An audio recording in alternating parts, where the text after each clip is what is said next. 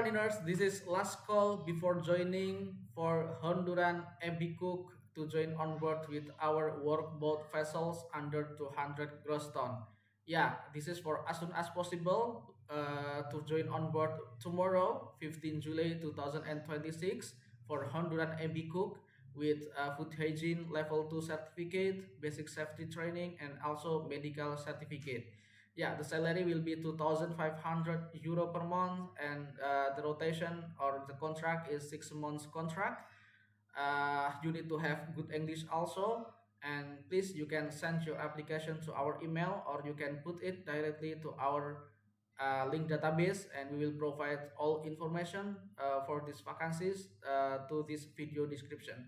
Please like, subscribe, and share this video to your friend in Honduras. Bye bye.